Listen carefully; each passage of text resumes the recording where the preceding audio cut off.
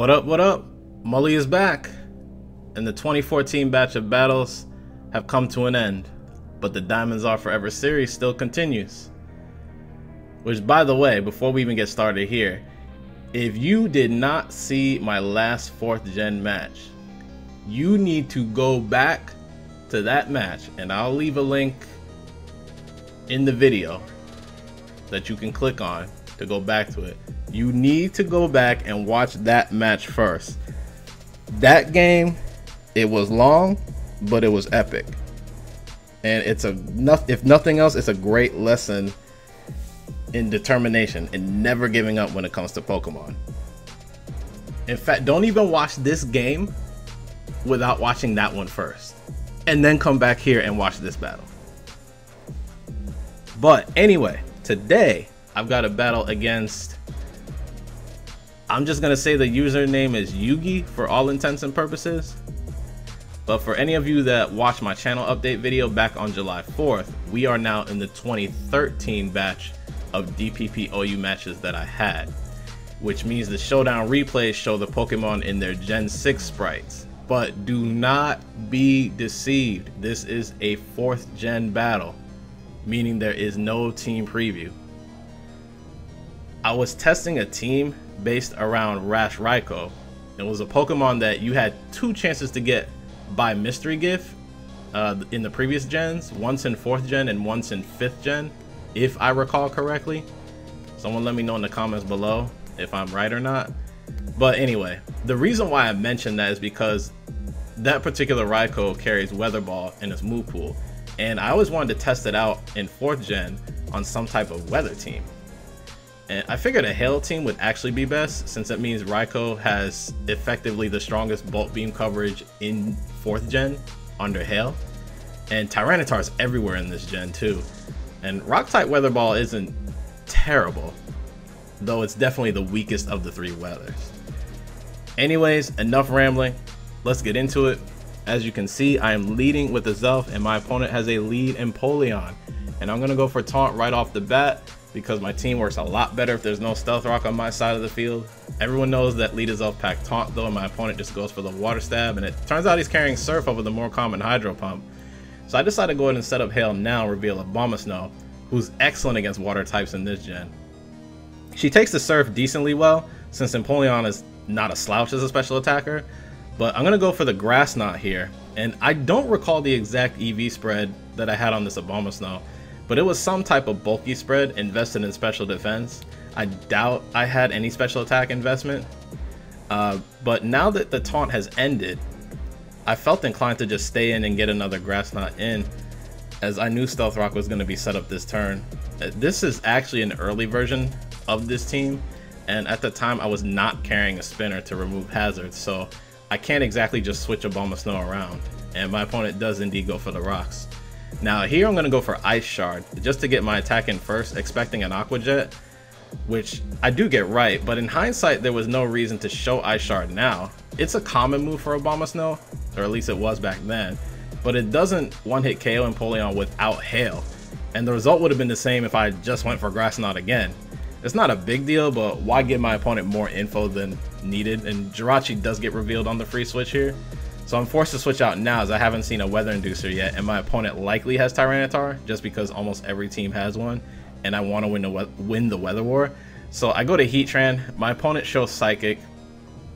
There's no Leftovers Recovery or Life Orb recoil on this Jirachi, and Psychic usually isn't carried by Choice Scarf sets. But this Heatran is a sub Will-O-Wisp set I was trying out, so I go for the sub here. My opponent indeed switches out to reveal Flygon. This either means he is not packing Hidden Power Ground on Jirachi, or he is bluffing it, because the damage Heatran took last turn indicates that it's not Specs Jirachi either. But now's the perfect time to Will-O-Wisp and cripple Flygon, so I go for it, but I miss, and this turns out to not be as big a deal as it seems later on. And of course my opponent's obliged to break the sub with Earthquake here. But I'm forced to switch out now, regardless of the miss.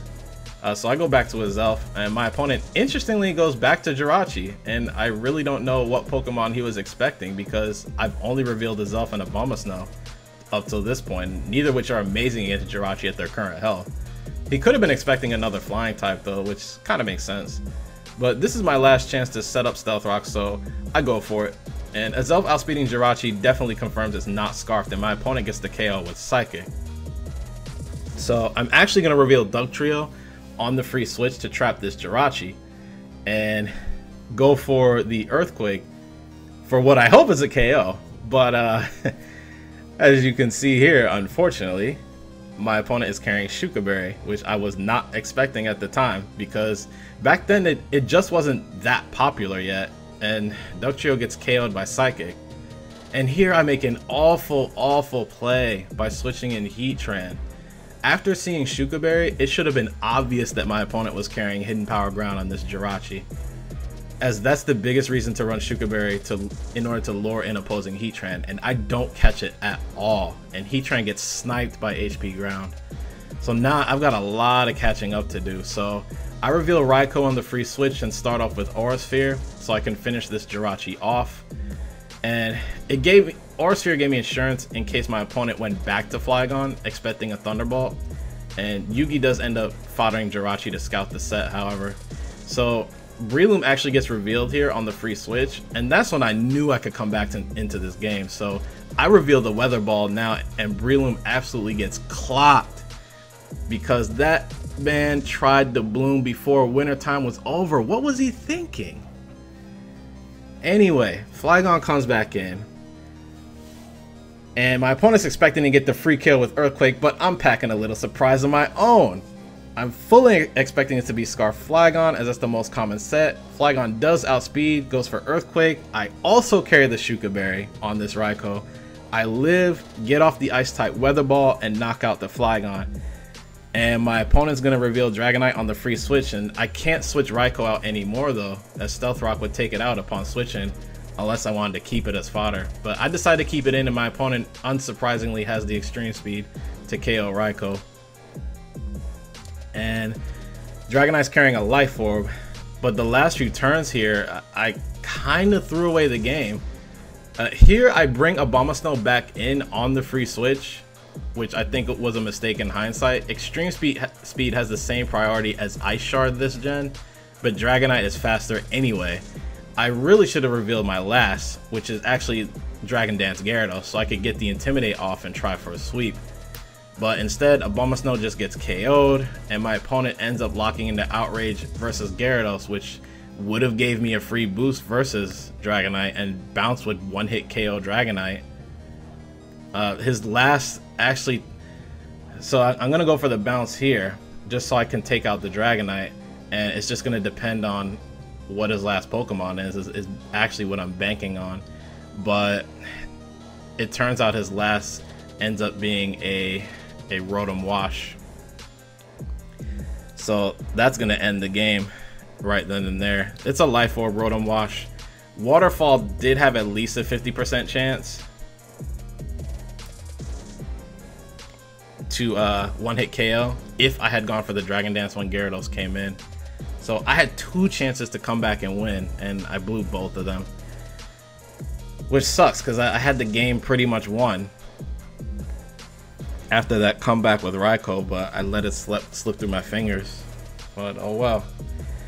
That's what happens sometimes when you're testing new teams and you're not used to how capable your Pokemon actually are, which is extremely important in this game.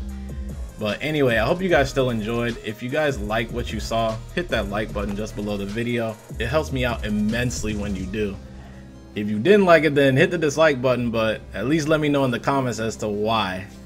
And if you guys don't want to miss the future stuff coming down the pipe, subscribe to the channel if you haven't done so already.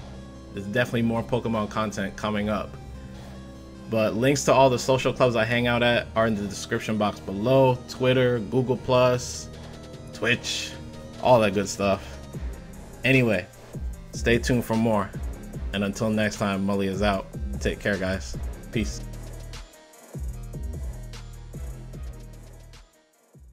Here I go for the Ice Shard, just to get my attack in first, expecting Aqua Jet, but in hindsight, there was no reason to show Ice Shard now. It's a common move for Abomasnow back then, but it doesn't OHKO Empoleon without Hail. The result would have been the same if I just went for Grass Knot. And this is entirely too fast, boys. I can't keep up. This is why I don't I can't do the narrate on normal speed and then pause it like everybody else. I probably can, but I haven't gotten into that type of flow yet. I'll get there in time, don't worry. Oh well. So much for doing it in one take.